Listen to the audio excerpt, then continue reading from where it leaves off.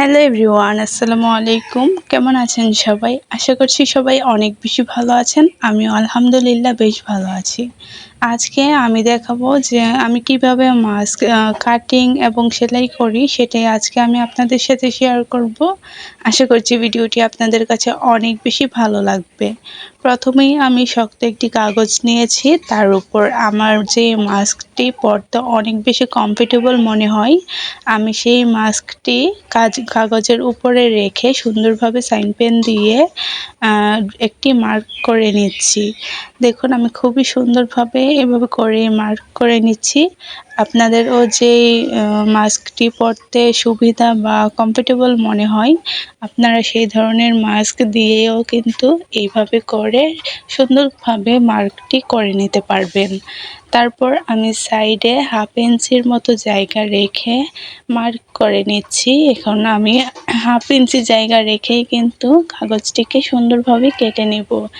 এইটা করলে সুবিধা হচ্ছে যে আমি যখন মাস্কটি কাপড়ের মধ্যে ছাপাবো বা ড্রয়িং করব, সেক্ষেত্রে কিন্তু আমার অনেক বেশি সুবিধা হবে। আর অল্প কাপড়েই কিন্তু আমি বেশ কিছু মাস্ক সুন্দরভাবে কেটে নিতে পারবো। দেখুন আমি হাফ ইঞ্চির মতো জায়গা রেখে সুন্দরভাবে মাস্কটি কেটে নিচ্ছি, কাগজটি কেটে নিচ্ছি।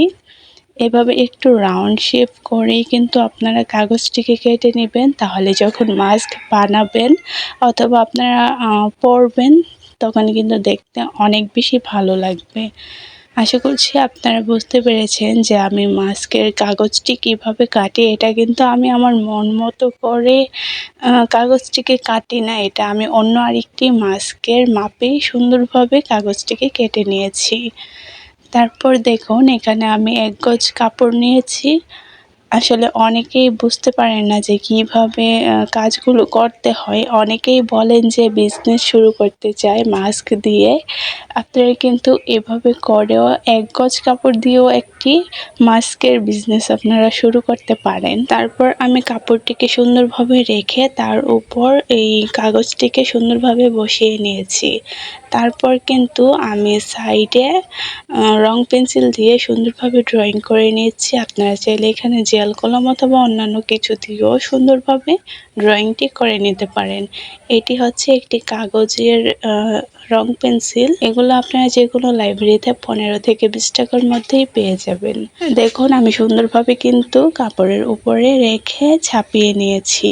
আর এই যে দেখুন আমি একটু জায়গা রেখে একটা দাগ করে নিয়েছি। আসলে এটার মধ্যে আমার যে ড্রয়িং এবং সেলাইটা হবে সেটাই এর মধ্যে হবে।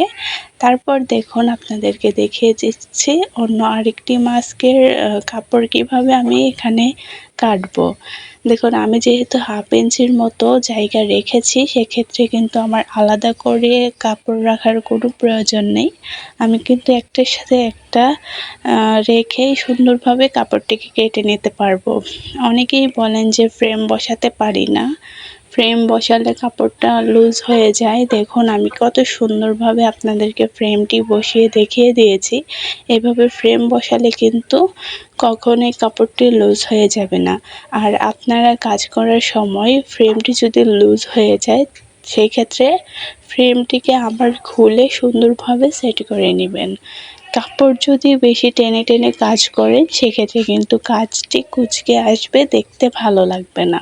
এখন দেখুন আমি সুন্দরভাবে ফ্রেমটি সেট করে নেওয়ার পর যে ফুলের ডিজাইনটা করব সেটা দিয়ে আমি ড্রয়িংটি করে নিচ্ছি।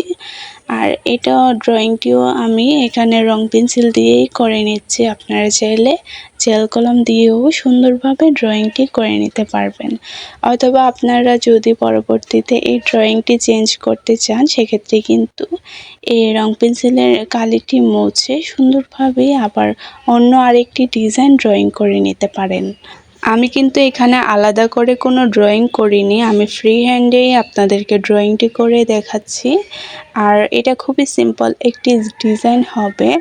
দেখুন আমি খুব সুন্দরভাবে ড্রয়িংটি করে নিচ্ছি। আপনারা আপনাদের মন ইচ্ছা মতো ড্রয়িংগুলো করে নেবেন, অথবা এই ধরনের ড্রয়িংগুলো আপনারা করতে পারেন।